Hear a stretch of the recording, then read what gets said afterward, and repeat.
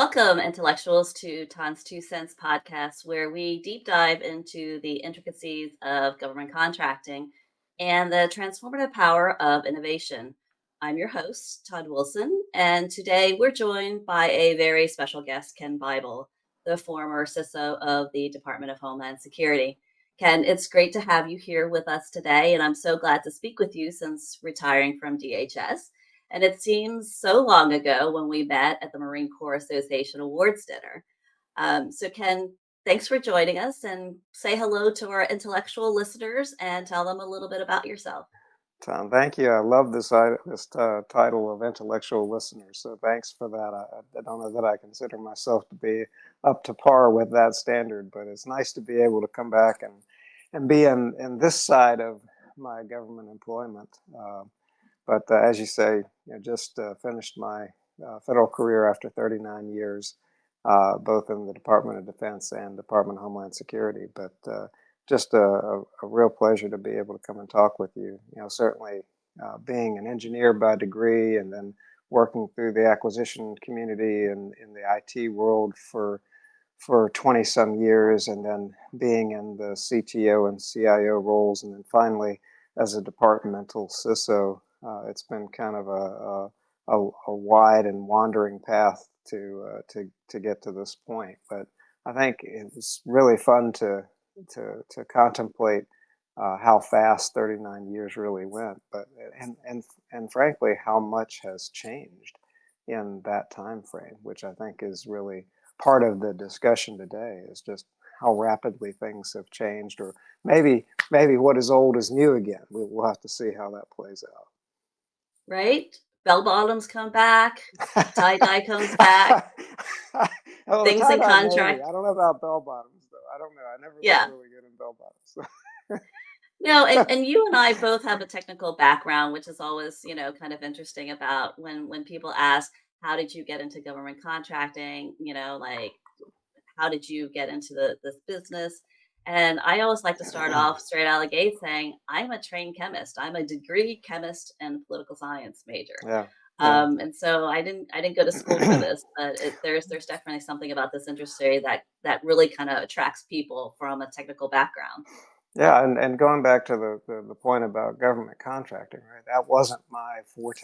That was, in fact, interestingly, when I worked at my first job as a nuclear engineer in a naval shipyard, you didn't have contractors working in the shipyard. Or at least we didn't see them down on the waterfront in the controlled industrial area. In fact, one of the first contracted efforts that I was involved with a company called Babcock and Wilcox Integrated Services in Lynchburg, Virginia. And I actually had to go and inspect everything that they were going to go do on board a submarine before they actually brought it into the controlled industrial area of the shipyard. So it was a very different dynamic than today, where you see a lot of the systems really being built in the back rooms of a corporation before you really ever see it come into a government facility to actually be put through its paces. So it's a very interesting Mhm. shift in the dynamic. And as we'll probably talk about, I think it's a little bit of a pendulum swinging one way and then back the other. But Yeah.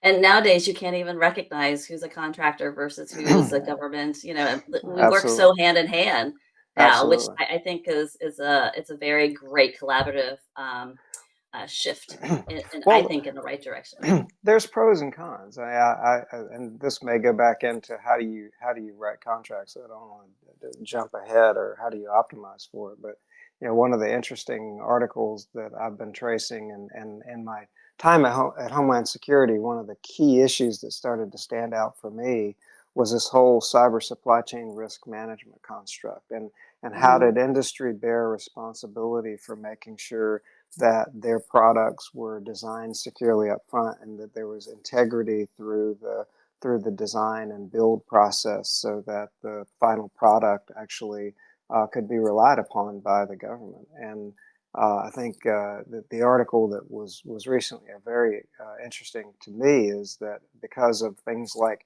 new technologies like artificial intelligence, companies are trying so hard to go hire and build so quickly, that are we actually having the same level of vetting of employees that perhaps we had in Right. earlier days. And so does that become an insider threat to some of the capabilities that are being built by industry? So it's very interesting how the acceleration of the technology and how fast the technologies are evolving, what challenges that poses for industry in some very basic things that we take for granted and have taken for granted in many cases in the past. Yeah.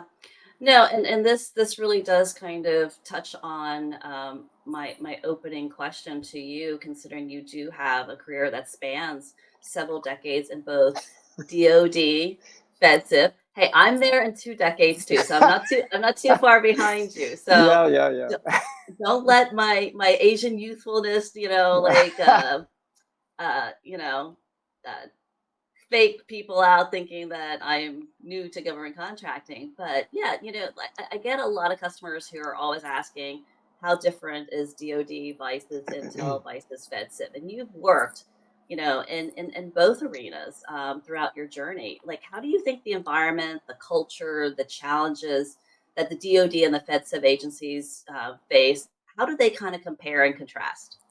Yeah, so I think there are a lot of comparisons. I mean, the biggest trend that I have seen is that certainly we're relying as a government more on uh, uh, industry services. So whether that's kind of a natural outgrowth of things like cloud computing, where you're buying a service and you're building upon that platform. But that's an outgrowth of kind of the commoditization of the compute, storage, and networking.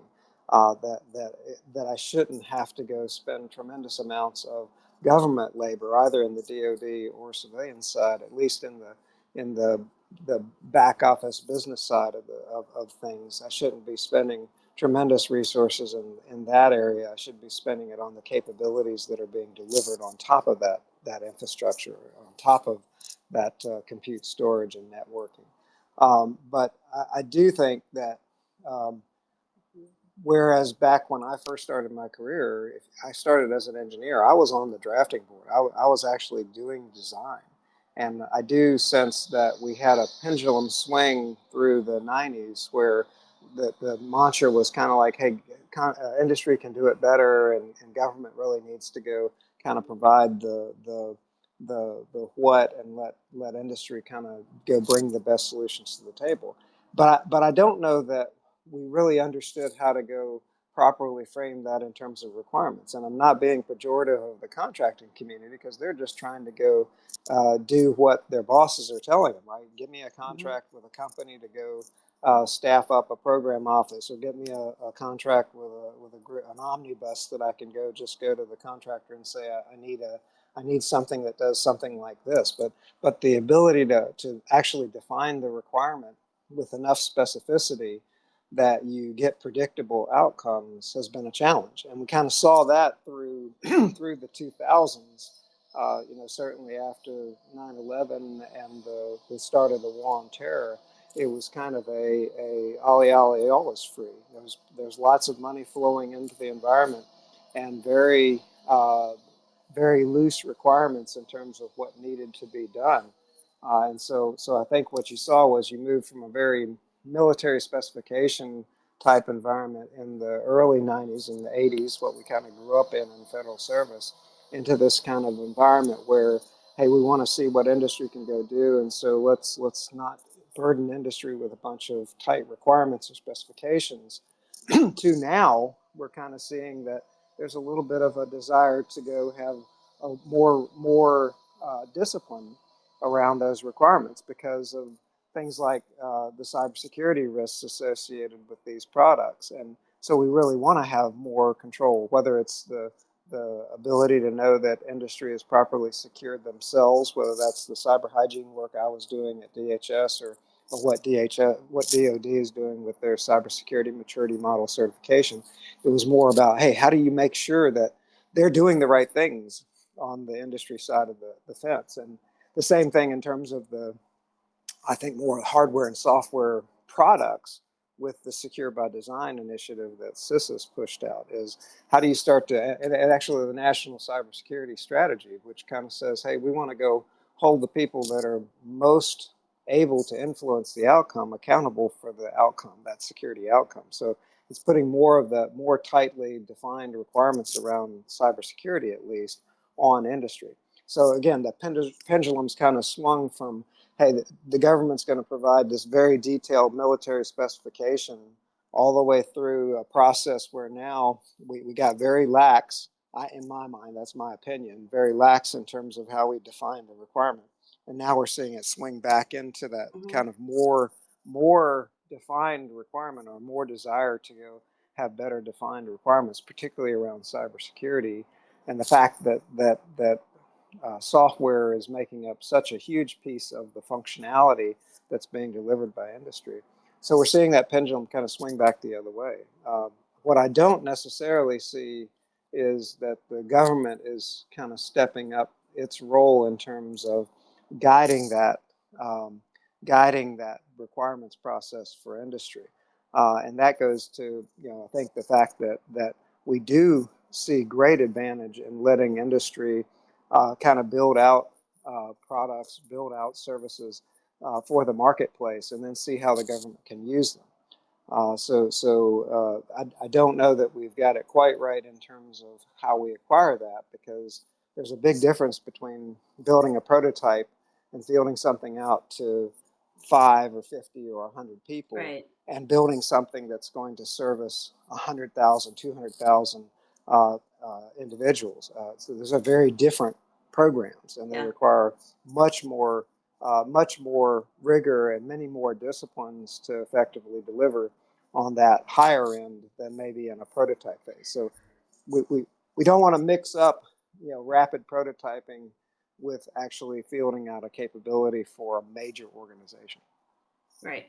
So that really addresses some of the technology and the services that the government is asking for, and the transition of where we're moving towards, as far as what is the government buying and what are they most interested in, what is the biggest concern to support their mission and their objectives.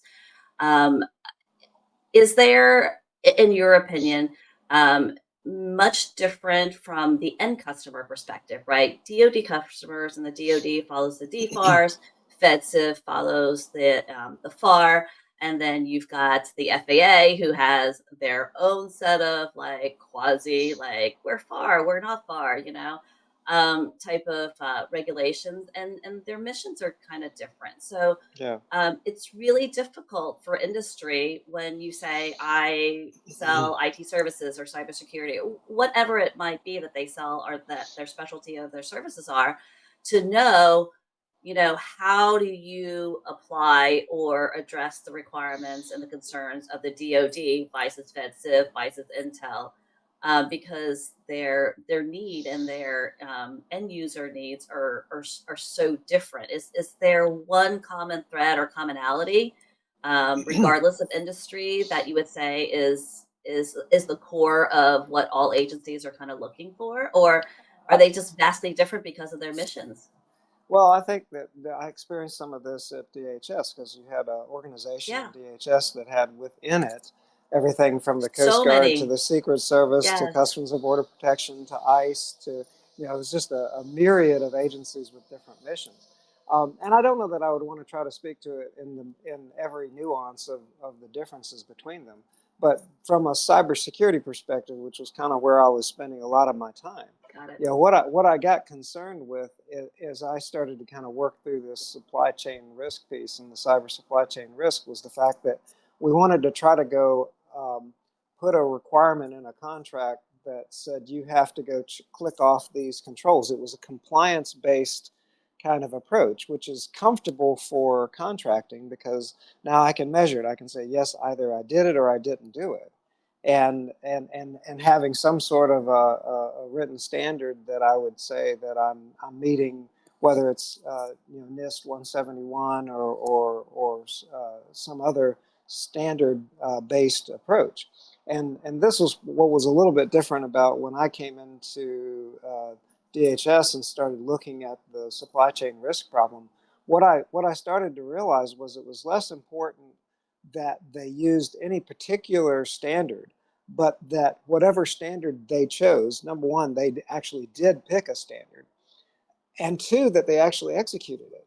Because if you actually do the crosswalk between many of these different cybersecurity standards, and again, I'm kind of framing it around a cybersecurity lens. If you Hmm. look at these cybersecurity standards and the controls that they implement, there's a tremendous overlap between them. So it was less important to me that I could go count and say that you actually implemented 112 controls than it was that you actually had a program that was mature, that was being used consistently, and that you had documentation showing that it was being used. So I was looking more at measuring the maturity of their cybersecurity program than I was trying to go count what controls that they had implemented. And to me, Got it. that's the outcome we're trying to get, right? Rather than trying to go count the requirement, count how many controls were checked off. The outcome is that I've got an organization that I'm working with as a federal agency that actually has secured themselves, that actually has responsible officials and has processes in place, actually has the documentation to show where they stand and how well they're doing it.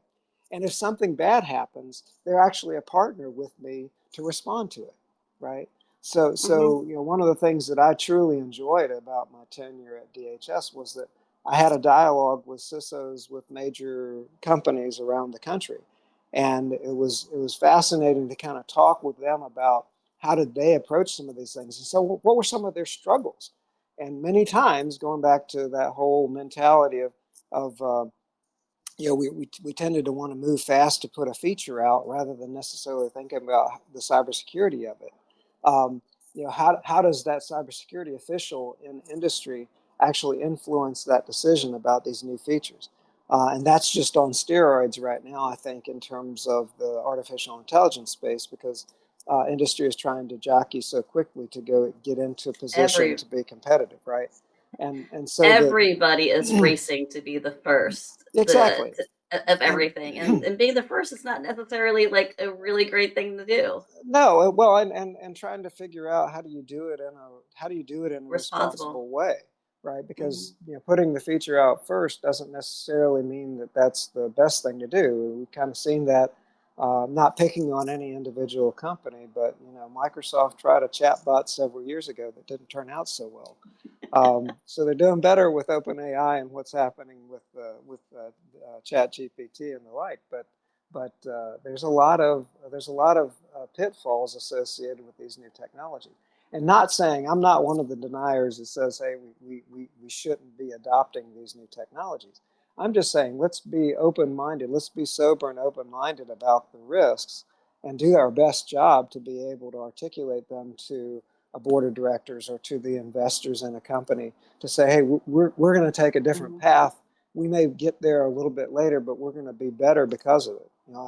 Again, not trying to go get into naming companies, but I've really been an admirer of kind of the evolution of where Apple has been kind of very cautiously entering into the AI space and really made some corporate decisions based on their mentality that they're going to focus on the privacy of the user, rather than necessarily putting a feature out fast. So while a lot of people may say, well, they're late to the AI game, well, I have a lot of confidence that because of their corporate ethics and how they drive their development, that when they do get there, I'm going to have a pretty good confidence in it. And you can see how Yeah. quickly you could break that confidence of the consumer if you did something kind of on the spur. You might get a product out there, but the first time it glitches and you have an issue with either data breach or you have an issue where the confidence in the technology is degraded,